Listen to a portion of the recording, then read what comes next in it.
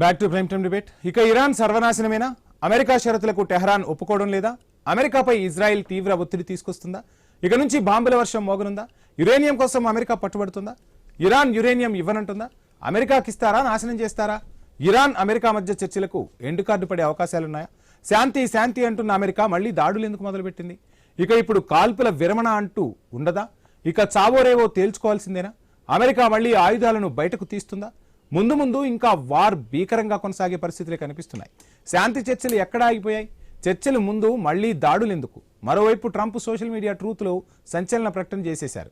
Uranium మొత్తాన్ని ఇవ్వాల్సిందేనని Trump పట్టుబడుతున్నారు. ఇరాన్కు warning కూడా ఇస్తున్నారు తనదైన స్టైల్లో. ఇప్పుడు ఈ అంశాలే సంచలనం అవుతున్నాయి.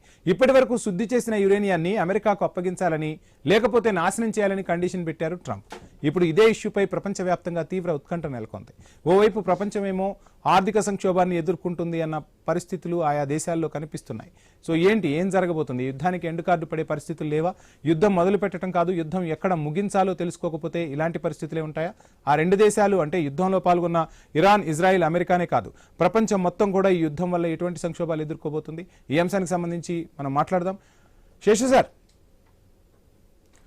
ఎలా చూడాలి? అంటే ఓవైపు ఏమో శాంతి చర్చలు అంటాడు, మరోవైపు ఏమో బాంబుల దాడి అంటాడు. అసలు ఈ శాంతి చర్చలు ఎక్కడి వరకు కొనసాగుతున్నాయి? అసలు పాకిస్తాన్ అనే దేశాన్ని శాంతి చర్చలపై తెరపైకి తీసుకొచ్చినప్పుడే అందరూ, ట్రంప్ అంటేనే ఈ మధ్య కామెడీ అయిపోయింది, ఇంకా పాకిస్తాన్ని చర్చలకు తీసుకొచ్చిన తర్వాత ఆ చర్చలు సాగవనేది ట్రంప్కి తెలుసు, ప్రపంచంలో ఉన్న ప్రజలందరికీ కూడా అర్థమైపోయింది.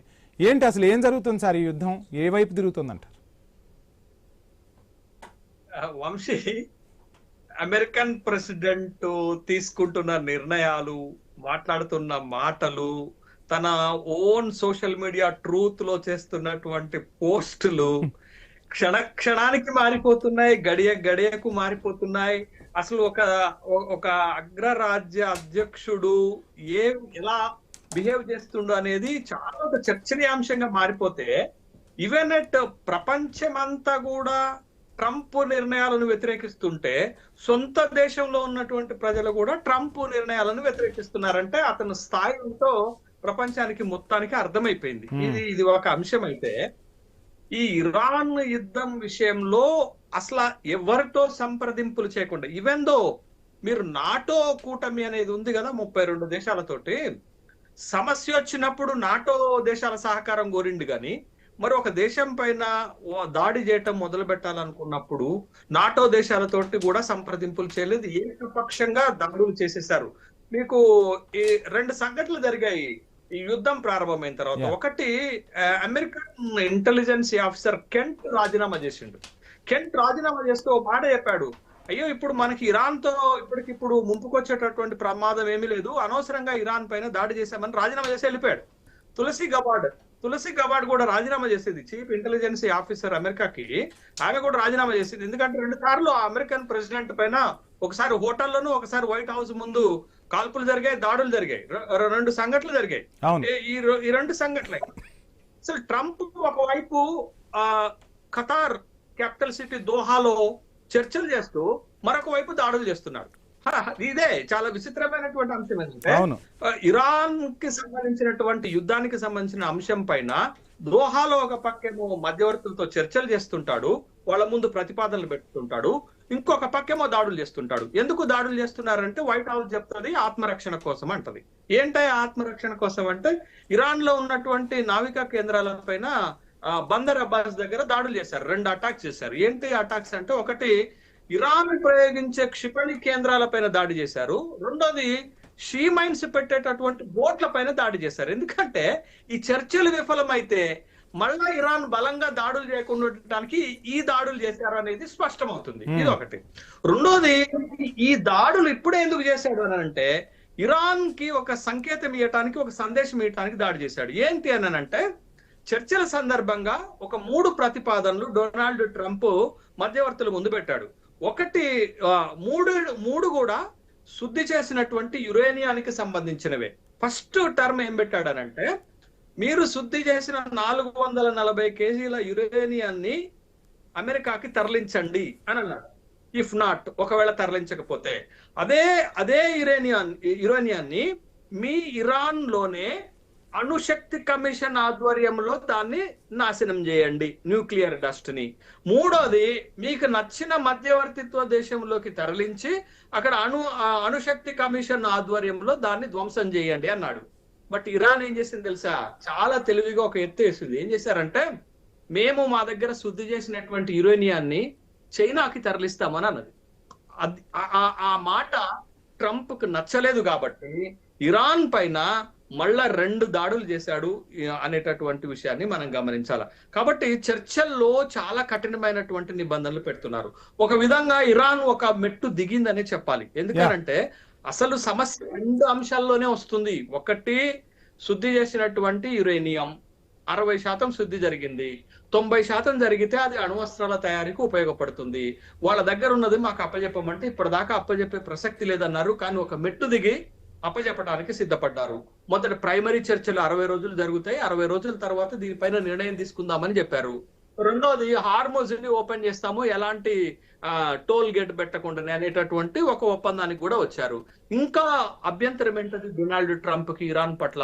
ఇరానే ఈ చర్చల్లో ఒక వచ్చినటువంటి సందర్భంలో కేవలం ఈ శుద్ధి చేసినటువంటి యురేనియం ని చైనాకి తరలిస్తామని ఇరాన్ ఎప్పుడైతే ఒక ప్రతిపాదన పెట్టిందో, ఆ ప్రతిపాదన నచ్చనటువంటి డొనాల్డ్ ట్రంప్ వాళ్ళ 2 దాడులు చేయడం జరిగింది ఇరాన్ పైన.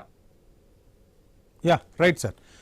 రెహమాన్ గారు, చూస్తున్నాం అంటే ఒకవైపు చర్చలు అంటున్నాడు. అటు ఇరాన్ నుంచి అసలు చర్చలకు సంబంధించి ఏమైనా అంశాలు బయటకు వస్తున్నాయా ఏంటి అంటే మాత్రం అటు నుంచి పెద్దగా స్పందన కనిపించట్లా. ఇందాక మనం మాట్లాడుకున్నట్టుగా పాకిస్తాన్ అంశం అయితే మర్చిపోవాల్సిందే. అండ్ ఇంకొక మెయిన్ అంశం ఇక్కడ ఇజ్రాయెల్ గురించి మాట్లాడుకోవాలి. అసలు నెతన్యాహును సంప్రదిస్తున్నాడా, లేదు ఏనే నోటికొచ్చింది చెప్పేసుకుంటూ వెళ్ళిపోతున్నాడా? అట్నుంచి అయితే పెద్దగా ఎక్కడా కూడా స్పందన కనిపించట్లా. మరో అంశం, ఎక్కడ దాడి జరుగుతుందో అని చెప్పి గల్ఫ్ దేశాలు భయపడుతున్నాయి, ఇరాన్ ఎక్కడ దాడి చేస్తుందో అని చెప్పి. ఏం చేస్తున్నాడు, ఏం చేయాలో ఆలోచన లేకుండా చేసుకొని పోవటం వల్ల ఇందాక మనం మాట్లాడుకున్నట్టుగా ఆర్థికంగా ప్రపంచ దేశాలు ఏ విధమైన ముప్పును ఎదుర్కొంటున్నాయో చూస్తున్నాం. హార్మోజ్ జలసంధి చుట్టూ ప్రపంచ రాజకీయాలు తిరుగుతున్నాయి. సో ఎలా చూస్తున్నారు, ఏం చెప్తారు? వంశీ గారు, ఇప్పుడు మనం ఈ యుద్ధం మొదలైనప్పటి నుంచి చిటికెలో ఇరాన్ లొంగ తీసుకుంటాం. అట్లానే ఇరాన్ ను మొత్తం అక్కడ ఉన్నటువంటి యురేనియం కానీ లేకపోతే అక్కడ ఉన్నటువంటి అణ్వాయుధ తయారీకి ఉపయోగించే ముడి పదార్థాలన్నింటినీ అప్పజెప్పి అక్కడ ఒక కీలుబొమ్మ ప్రభుత్వాన్ని ఏర్పాటు చేసుకోగలుగుతాం అనేటువంటి ఉద్దేశంతో ట్రంప్ ముందుకు వచ్చేసాడు. అంటే వెనుజులా అయిపోయింది, ఇంకా ఒక్కొక్క దేశాన్ని మేము ఖతం చేసేస్తూ వచ్చాం, గడాఫీ అయిపోయింది, ఇరాక్ అయిపోయింది, ఇట్లా రకరకాలుగా మొత్తం పశ్చిమాసియా దేశాలపైన తన పట్టు నిలుపుకుందాం అనేటువంటి ప్రయత్నంలో భాగంగా ఇక్కడ కూడా అలానే, అంటే తన ఇంటెలిజెన్సీ ఫెయిల్యూర్ ఓ రకంగా చెప్తే, ప్రపంచంలోనే గొప్ప ఇంటెలిజెన్సీ ఉంది అనుకున్నటువంటి ఇజ్రాయిల్ అట్లానే అమెరికా 2 ఇంటెలిజెన్సీ ఫెయిల్యూర్. అంటే దాడి మొదలు కాగానే అంతర్గతంగా ఒక పెద్ద విస్ఫోటనం వచ్చి అక్కడ ఉన్నటువంటి ప్రజల్లో కావచ్చు లేకపోతే మిగిలినటువంటి పక్షాలు విడిపోయి ఇరాన్ కు వ్యతిరేకంగా అమెరికాకు మద్దతుగా వచ్చి అక్కడి ప్రభుత్వానికి గద్దె దించి తమకు అనుకూలమైనటువంటి ప్రభుత్వాన్ని ఏర్పాటు చేసుకుంటామని చెప్పి అమెరికా భావించింది. నిజానికి అట్లా రాకపోగా ప్రజలందరూ ఒక్కతాటిపైకి వచ్చి ఇరాన్ లో ఉన్నటువంటి ఒక జాతీయ భావం, దేశభక్తిని చాటుకొని అక్కడి ప్రభుత్వానికి మద్దతుగా నిలబడడం, అక్కడ అంటే ఆ దేశానికి సంబంధించినటువంటి నాయకత్వం కోల్పోయిన తర్వాత కూడా వాళ్ళు కొత్త ప్రభుత్వాన్ని, అంటే వాళ్ళ కుమారుణ్ణి మళ్ళీ నాయకత్వంలోకి తీసుకోవడానికి, అంటే నాయకత్వం మార్పుకు అది అంటే అమెరికా చర్య వాళ్ళకు ఉపయోగపడింది ఓ రకంగా చెప్తే ఇరాన్ కు. అట్లా ఎక్కడ బాంబులు వేస్తున్నాం అని చెప్పేటువంటి దాంట్లో కూడా వీళ్ళ ఇంటెలిజెన్స్ ఫెయిల్యూర్. స్కూళ్ళ పైన బాంబులు వేసినటువంటి పరిస్థితి కూడా మనం చూసాం. యుద్ధం మొదలు పెట్టడమే అమెరికా పనిగా మిగిలిపోయి రకరకాల బెదిరింపులకు, ఈ రాత్రికి మీ సివిలైజేషన్ ఖతం చేస్తాం, ఇక మీరు ఉండరు, ప్రపంచ పటంలో మిగలరు అనేటువంటి బెదిరింపులు రకరకాలుగా అన్ని అయిపోయినాయి. ఎన్ని చేయాలో అన్ని అయిపోయినాయి. సొంత దేశంలో సొంత పౌరుల నుండి వైట్ హౌస్ నుంచి తీవ్రమైనటువంటి వ్యతిరేకత వస్తున్నటువంటి పరిస్థితి. ఎవరిని అడిగి యుద్ధం మొదలు పెట్టారు, ఎందుకు ఇరాన్ పైన యుద్ధం మొదలు పెట్టారు అనేటువంటి ఒక ప్రశ్నకు ఈరోజు అంటే ఒక అంతర్జాతీయంగా కూడా అమెరికా ఒక సంక్షోభాన్ని సృష్టించింది. అంటే ఇది దానంతట అది వచ్చినటువంటి సంక్షోభం కాదు. హర్మోజ్ జలసంధి పైన ఇరాన్ కున్న పట్టెంత? ఇరాన్ గనక హార్మోజ్ జలసంధి పైన పట్టు బిగిస్తే ప్రపంచ దేశాలకు సప్లై అయ్యేటువంటి ఇంధనం సప్లై కాకపోతే ప్రపంచ దేశాల నుంచి ఎలా ఒత్తిడి వస్తుంది? అమెరికా మిత్ర దేశాలు ఏవైతే వీటికి బేస్ వాడుకోవడానికి అవకాశం ఇచ్చినటువంటి యుఏఈ, ఈ దేశాల్లో గల్ఫ్ లో వాటిపైన ఇరాన్ ప్రతిదాడులు చేసినప్పుడు ఆయా దేశాల్లో నుంచి ఎట్లాంటి ప్రతిస్పందన ఉంటది? అట్లానే ఇప్పుడు సౌదీ అరేబియా లాంటి దేశాలలో టూరిజం దాదాపుగా పడిపోయింది. అవన్నీ టూరిజమే ప్రధాన ఆర్థిక వనరు వాటికి. అక్కడ ఉత్పన్నమయ్యేటువంటి పరిస్థితులు ఏంటి? అంతర్జాతీయ పరిణామాలని లేకపోతే రాబో పరిణామాలని అంచనా వేయడంలో అమెరికా మరియు ఇజ్రాయెల్ ఇంటెలిజెన్సీ, అంటే ప్రపంచంలోనే గొప్ప ఇంటెలిజెన్సీగా చెప్పుకుంటున్నటువంటి వీళ్ళు ఇందులో ఫెయిల్ అయ్యారు. అసలు ఇరాన్కున్న సైనిక సామర్థ్యం ఎంత? వాళ్ళు గ్రౌండ్ వార్ లో, లేకపోతే వాళ్ళ దగ్గర ఉన్నటువంటి మిజైల్స్ ఏంది, వాళ్ళ దగ్గర ఉన్నటువంటి డ్రోన్స్ ఏంది, వాటి శక్తి ఏంది, సామర్థ్యం ఏంది, నిల్వ ఎంత ఉన్నాయి? గ్రౌండ్ అంటే దాదాపుగా 3 లక్షల పైచిలకు యాక్టివ్ ఆర్మీ, అలాగే ఇదంతా వాళ్ళ పోల్చి చూసినప్పుడు నిలబడి కొట్లాడగలిగినటువంటి శక్తి ఎంత, మన సామర్థ్యం ఎంత అనేటువంటి ఈ మధ్యన ఒక కాంగ్రెస్ నేషనల్ రీసెర్చ్ సర్వీస్ నివేదిక ప్రకారం అమెరికాలో పుట్టినటువంటి సంక్షోభం మామూలు విషయం కాదు. రక్షణ శాఖపై రోజుకు $900 మిలియన్ అదనంగా అమెరికాపై ఆర్థిక భారం పడింది యుద్ధం కారణంగా. 42 ఫైటర్ విమానాలని అమెరికా కోల్పోయింది, సైనికుల్ని కోల్పోయింది. అంటే మామూలుగా అమెరికా నష్టపోలేదు. ఇప్పుడు యుద్ధాన్ని మొదలుపెట్టినటువంటి అమెరికా ఎట్లా ఈ యుద్ధాన్ని ముగించాలి, ఎట్లా దీన్ని ట్రంప్ కార్డు తెలియకే ట్రంప్ ఇప్పుడు తలగొక్కుంటున్న పరిస్థితి సార్. మామూలుగా కాదు. ఇటు మళ్ళీ వస్తాం మీ దగ్గరకు. శేషు సార్, ఇప్పుడు యుద్ధానికి సంబంధించి చర్చలు సాగాలి అంటే అమెరికా, ఇరాన్, ఇజ్రాయిల్ సంబంధించి వాళ్ళ ప్రతిపాదనలు ఇవన్నీ మనం వింటూ ఉన్నాం. ప్రపంచ దేశాలన్నీ ఇంత సంక్షోభం ఎదుర్కొంటూ ఉంటే ఈ ప్రపంచ దేశాలు అందరూ కలిసి అటు ఇరాన్కో ఇటు అమెరికాకో చెప్పాల్సిన పరిస్థితి ఉంది. ఆ చెప్పే పరిస్థితులు దాటిపోయాయి. ఇప్పుడు వాళ్ళపై ఒత్తిడి పెరుగుతుందా? అటు అమెరికాలో చూస్తే స్వదేశంలో ఒత్తిడి పెరుగుతుంది. ఇరాన్ నుంచి కూడా కొంత మీరు చెప్పినట్టుగా సానుకూల ఫలితాలు రావాలి అంటే ఇటు కూడా కొంత ఒత్తిడి పెరిగితేనే చర్చలకు వస్తారు కదా. ఈ ప్రయత్నాలు ప్రపంచ దేశాలు చేసే పరిస్థితులు లేవా? వంశీ, ఇప్పుడు మీకు దోహాలో జరుగుతున్నటువంటి చర్చల్లో మీడియేటర్స్ మారిపోయారు. పాకిస్తాన్ ఇప్పుడేమి పెద్దగా రోల్ చేయటం లేదు. ఇప్పుడు దోహాలో జరుగుతున్నటువంటి చర్చల్లో యునైటెడ్ అరబిక్ ఎమిరేట్స్ తో పాటు ఖతార్, జోర్డాన్ లాంటి దేశాలు కీలకమైనటువంటి పాత్ర పోషిస్తున్నాయి. వాళ్ళు కొంతమేరకు ఇరాన్ ని ఒప్పించగలిగారు. అయితే ఇప్పుడు పరిస్థితి ఏంటి అంటే, మీకు చూడండి, మే 25వ తారీఖు నాడు 24వ తారీఖు నాడు మార్క్ రూబియో ఒక స్టేట్మెంట్ ఇచ్చిండు. 24 గంటల గుడ్ న్యూస్ అని చెప్పాడు. 24 గంటలు దాటి 24 గంటలు అయినా గుడ్ న్యూస్ రాలేదు కదా ప్రపంచానికి. యుద్ధం ఆగిపోతుందనో, లేకపోతే సంధి కుదిరిందనో, లేకపోతే సీజ్ ఫైర్ ను పొడిగిస్తున్నామో, లేకపోతే ఒప్పందాలు జరిగాయనో అని ఏ న్యూస్ రాలే. గుడ్ న్యూస్ రాకపోయింది కానీ అసలు ఏ న్యూస్ రానటువంటి సందర్భాన్ని మనం చూస్తున్నాం. అయితే ట్రంప్ ఇప్పుడు ఉన్నటువంటి పరిస్థితి ఏంటి అనంటే, చాలా క్లిష్టమైనటువంటి పరిస్థితుల్లో ట్రంప్ వ్యవహారం ఉంది. ఎందుకు అనంటే, ఇరాన్ యుద్ధము నుండి గౌరవప్రదమైనటువంటి ఎగ్జిట్ ని కోరుకుంటున్నాడు. ఆ గౌరవప్రదమైనటువంటి ఎగ్జిట్ ని కోరుకునే సందర్భంలో ఈ పర్షియన్ గల్ఫ్ కంట్రీస్ కొంత డొనాల్డ్ ట్రంప్ కి ఫేవర్ చేసేటటువంటి క్రమంలోనే ఇరాన్ ని ఒప్పించేటటువంటి ప్రయత్నాలు చేస్తున్నారు. దాంట్లో భాగంగానే మాకు ఇప్పుడు అణ్వస్త్రాలు అవసరం లేదు అని ఇరాన్ అధ్యక్షుడు పెజెస్కియాన్ ఒక స్టేట్మెంట్ ఇచ్చిండు. యాక్చువల్ గా అసలు ఇంత దాడి చేసి అమెరికా ఇరాన్ పైన ఎందుకు దాడి చేసింది అని అంటే, అమెరికా ఏం చెప్పింది? ఇరాన్ లాంటి దేశము అణ్వస్త్రాలను తయారు చేసుకునే ప్రయత్నాలు చేస్తుంది. అట్లాంటి దేశం చేతిలో అణ్వస్త్రాలు ఉంటే ప్రపంచ శాంతికి ముప్పు జరుగుతుంది. కాబట్టే మేము ఇరాన్ పైన దాడి చేస్తున్నామని చెప్పారు కదా. మరి ఇప్పుడు అదే ఇరానియన్ ప్రెసిడెంట్ పెజెస్కియాన్ ఒక మెట్టు దిగి వచ్చి, ఇప్పుడు ఇరాన్ కి అణ్వస్త్రాల అవసరం లేదు కాబట్టి మా దగ్గర ఉన్నటువంటి యురేనియం ని మేము అప్పచెప్పడానికి సిద్ధపడుతున్నాము అనేటటువంటి ఒక స్టేట్మెంట్ ఇచ్చారు అని అంటే, ఈ సంధి కుదరటానికో ఒప్పందం జరగటానికో ఒక అడుగు ఇరాన్ ముందుకేసినట్టుగానే మనం చెప్పుకోవాలి. అయితే ఇప్పుడు ట్రంప్ కున్నటువంటి పరిస్థితి ఏంటంటే, యుద్ధాన్ని కొనసాగించలేడు. ఎందుకు కొనసాగించలేడు అనంటే, ఇప్పుడు యుద్ధం కొనసాగించాలన్నా, సీజ్ ఫైర్ ఎత్తేయాలన్నా, మళ్ళా ఇరాన్ పైన దాడులు చేయాలన్నా సెనెట్ అనుమతి కావాలి. ఎందుకు అమెరికన్ Yes. రాజ్యాంగం ప్రకారం, అమెరికన్ చట్టాల ప్రకారం మీకు మీకు లోయర్ హౌస్, అమెరికన్ కాంగ్రెస్ అనుమతి లేకుండా మీరు ఒక దేశం పైన దాడి చేస్తే 60 రోజుల్లో American Congress lower house permission తీసుకోవాలా. ఎస్ కానీ ఇప్పుడు ఆ పర్మిషన్ లేదు కదా. ఇప్పుడు మీకు అమెరికన్ కాంగ్రెస్ సెనెట్ పర్మిషన్ ఇవ్వాలి అని అంటే బిల్ పెట్టాలా. బిల్ పెట్టిన తర్వాతనే, పర్మిషన్ వచ్చిన తర్వాతనే 60 రోజులు దాటిపోయింది కాబట్టి ఖచ్చితంగా చేయాలి. మరి ఆ పరిస్థితి లోయర్ హౌస్ లో డొనాల్డ్ ట్రంప్ కి పూర్తి స్థాయి మద్దతు లేదు. డెమోక్రాట్లు ఎట్లా మద్దతు ఇస్తారు? డెమోక్రాట్లే కాదు, ఈవెన్ తన సొంత పార్టీ రిపబ్లికన్లు కూడా ఈ బిల్లునో లేకపోతే ట్రంప్ నిర్ణయాలకు మద్దతు ఇచ్చేటటువంటి అవకాశం లేదు కాబట్టి. But how he will continue the attacks on Iran?